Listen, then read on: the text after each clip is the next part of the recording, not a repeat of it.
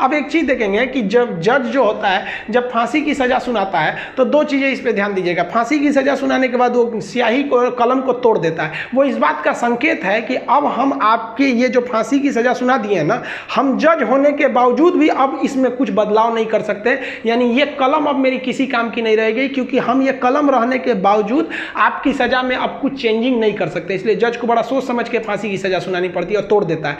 ये तोड़ने की प्रक्रिया एक संकेत है, ऐसा नहीं है कि उसमें तो दूसर कलम से नहीं लिख देगा। ये केवल एक दिखाने के लिए संकेत होता है। कैसे दुल्हा जाता है तो एक परछावना होता है उसका, वैसे एक तरह से समझिए तो ये। और इस पे लिखा जाता है टू हैंग टिल डेथ, लटकाओ तब तक जब तक मर न जाए। क्योंकि इतिहास में एक बार घटना हुई थी, एक जज साहब ने फैसला सुना दिया था कि इस अपराधी को फांसी पर लटका दिया जाए। अब जब उसे लटकाया गया तो कहा जाता है कि वकील जो था वहाँ पे ऑब्जेक्शन कर दिया कि लटका दिए, अब हटा दीजिए, क्योंकि आपने ये कहा है कि लटकाया जाए तब तक जब तक ये मर न जाए। अब तो लटकाने का फैसला दिए थे, फांसी पर लटक गया, आप जल्दी उतारिए। इस तरह की एक कई सारे पहले के मिथ हैं। अब इसके 100% सत्यता की हम गारंटी नहीं लेते हैं, क्योंकि ऐसी कहानियां बहुत हैं। तो वो लिख देता है कि हैंग टिल डेथ, तब तक लटकाइए जब तक ससुरा मर नहीं जाता है। तो फांसी की जब सजा दी जाती है तो जल्लाद जब सजा दे देता है तो वहाँ एक मजिस्ट्रेट रहते हैं, एक डॉक्टर रहता है और जेल सुप्रिटेंडेंट रहता है। फांसी पे लटके ही रहिएगा, डॉक्टर चेक करेगा, ससुरा अभी बचल है, छोड़ दो, अभी 10 मिनट और छोड़ दो।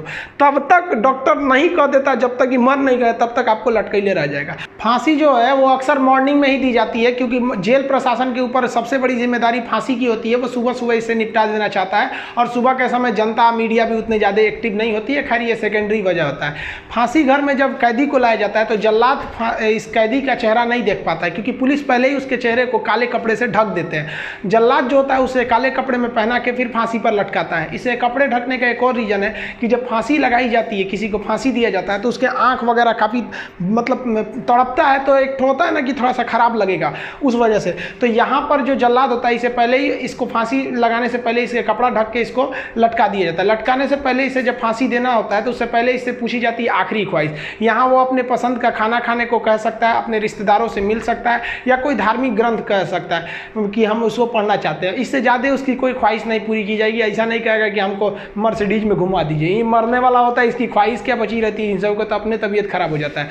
जब इसके कपड़े में जल्लाद जब फांसी देने जाता है तो इसके कान में कहता है कि मुझे तुम माफ़ करना, मतलब ये हमारी ये तो मजबूरी थी, भगवान के लिए मुझे माफ़ कर दो, या अल्लाह के लिए मुझे माफ़ कर दो, तुम्हें अपने भगवान का वास्ता, जिस धर्म का ये अपराधी है। क्योंकि भाई इसमें कैद ये जो जल्लाद का, इसका क्या दिक्कत है, इसको तो जज ने जो आदेश दिया वो इसको पालन करना है। फांसी के बाद इसके जो बॉडी होती है वो पोस्टमार्टम के लिए भेज दिया जाता है, फिर घर वालों को दे दिया जाता है। आप जिस धर्म के हैं उस धर्म के हिसाब से इनका अंतिम संस्कार आप कर लीजिए।